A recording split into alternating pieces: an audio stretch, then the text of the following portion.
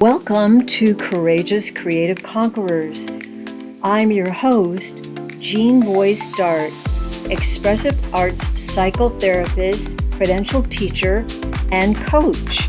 It's my belief that we are all courageously creative and destined to navigate our way through life, learning how to feel, reveal, and heal. And we do this safely and effectively through the expressive arts. Hey there, this is Jean Boyce Dart with Courageous Creative Conquerors, and I have my sweet friend Jenny Tasker here. I'm so happy to see you, Jenny. Hi. So wonderful to be here, Jean. Thank you so much for having me. I'm very excited to hear what you have to say about being courageously creative because I know you know it really well. We've had some fun talks about it. And, how have you been with your life journey to to navigate through your life courageously creative? What did you conquer? Oh gosh. For me, courageously creative, conquering it is, it really helped me through my pain to write. And I really put my thoughts into words and even those really dark thoughts, and I just got it all down on paper. And it has been the most healing thing I ever did. And it was really hard to do too, because you're reading these thoughts and you're going, gosh, did I think these things about myself or about what I'm going through or about the world around me? And it really just allowed me to sort of take a step back and see it from a different perspective. And to me, that's where the courage came in, because to look at yourself from the outside, that's hard. But it's really a growing opportunity, and um, that opportunity to really see the blessings that are surrounding the circumstances that I'm in, because maybe I would have taken them for granted. Had I not been in so much pain, maybe I wouldn't have slowed down as much. How long have you been on that journey of chronic pain? My entire life. I was born in pain. I have always had joint issues. I broke my leg when I was only a year and a half, and I snapped it, and it went, well, it was a lot shorter than it was supposed to be, so it caused a lot of mobility issues. And through that, I was also having a lot of internal things going on that we didn't know at the time, different allergies and different problems with my digestive system, Mm. um, and knee surgery at 15 to try and fix it. And then my body said, no, we don't want you to have these bolts that they put in to help with my mobility. I repelled it. So I just learned over time that, you know what, life is going to throw you a whole bunch of different curveballs, but each time it's allowed me to get a little bit stronger. Like with my knee, I love to run, and I felt love the freedom of it. And then it said no more running, Jen. You can't do that to the knees, but we're going to allow you to keep walking, and we can allow you to get stronger if you lay off the running. And that allowed me to slow down and not speed through life so much, because I was just letting it Yeah. race by me. So yeah, severe endometriosis at quite a young age, diagnosis at 17, and unfortunately, it also came with, I have a severe kidney malformation, so my body is just a little tangled in there. Made a So little bit differently than other just people. a little bit different, and on the inside and the out, with the curly hair and the freckles and so it was definitely an adventure growing up as Jenny. Well, you're Um, very brave, and we have a similar diagnosis and similar journey.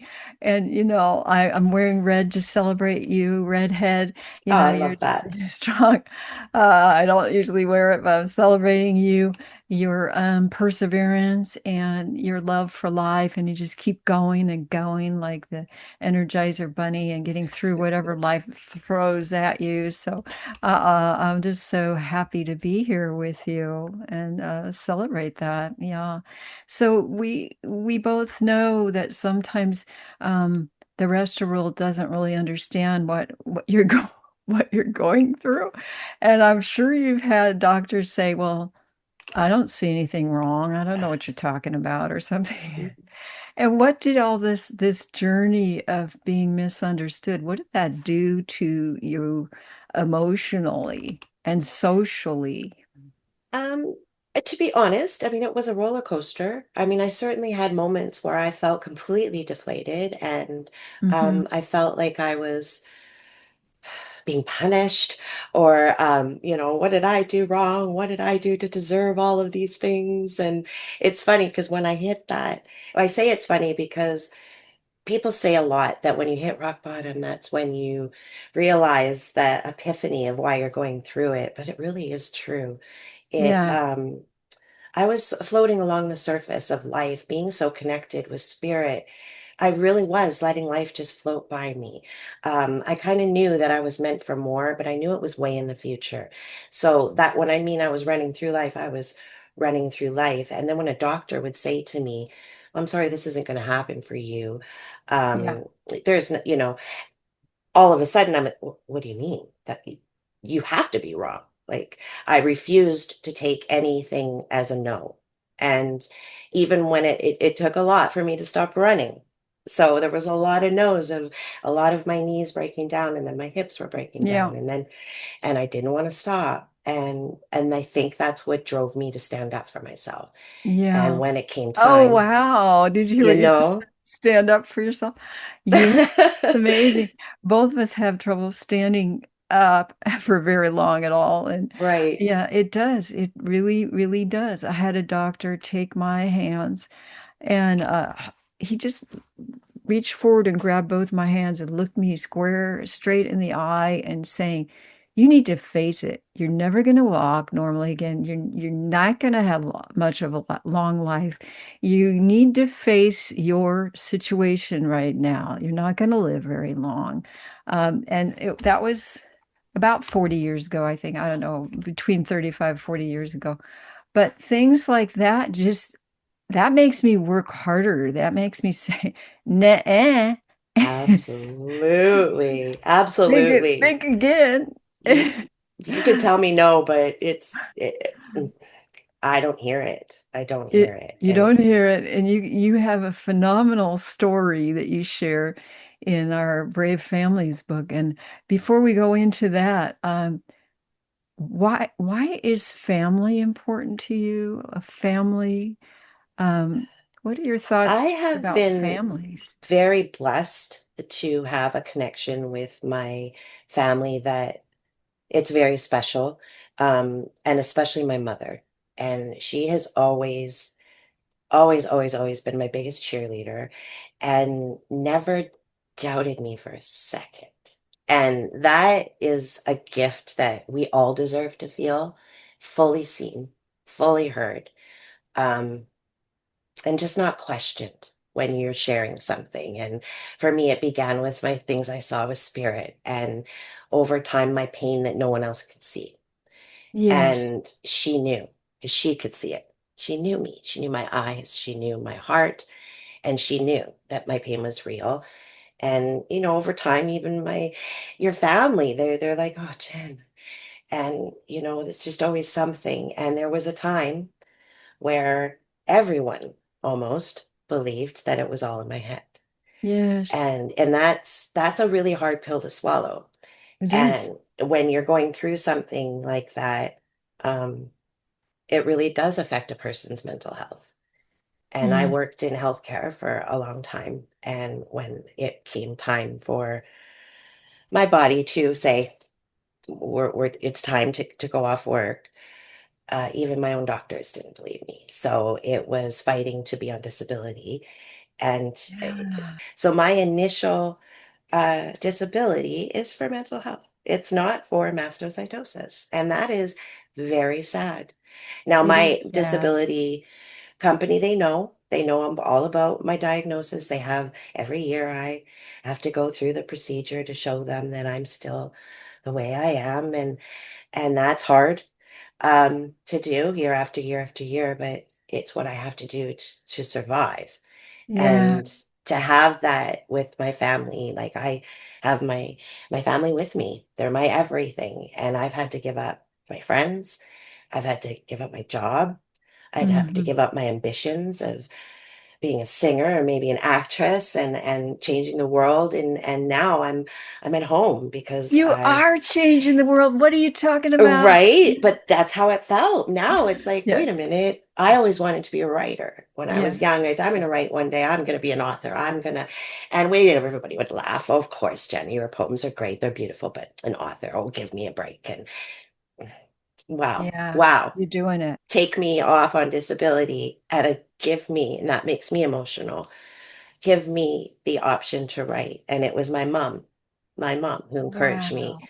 to write that Let's first forward applaud for your the first mom book. right now if And she's watching. Let's oh, applaud. she's Let's my hear best it. friend and my biggest blessing. And so Yeah. grateful to have these years with her and wouldn't trade it for the world. Well, there's people out there that don't have a mom like that.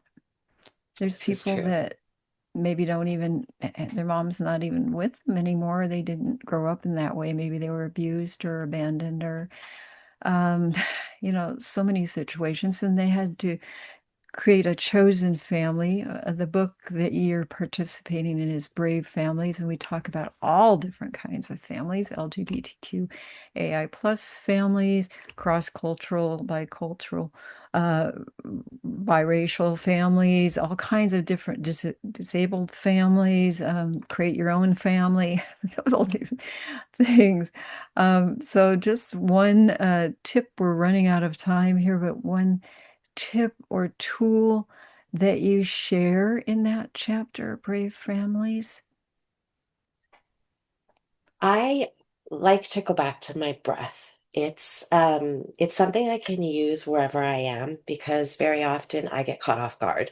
I think everything's fine and all of a sudden it's so not fine. So if I'm feeling anxiety or overwhelm, I immediately just let people know. I'm like, if you don't mind, I just need a minute and I will just go it right into myself and I'll go to my breath and my heart will be going, I'll feel it in my hand. But I just remember that I've been here before. I can do this and I'm safe. And it allows me to just sort of get out of my head that's just racing for every scenario there possibly could be that could be going wrong in this situation and just get back into Jen again. That's something that everybody can do. Everybody can stop what they're doing and just, okay, I'm just going Yeah. to breathe. I'm just Just the going to breath. breathe. Yeah. And it doesn't even Yeah, have to be special because sometimes for me, if I want to go into a meditation or okay, like the box breathing is powerful and for four hold, but it can be a lot. If you're in that state of overwhelm, I just really want my brain to immediately allow me just breathe, whichever way works. Just you're okay. You're breathing. You're alive.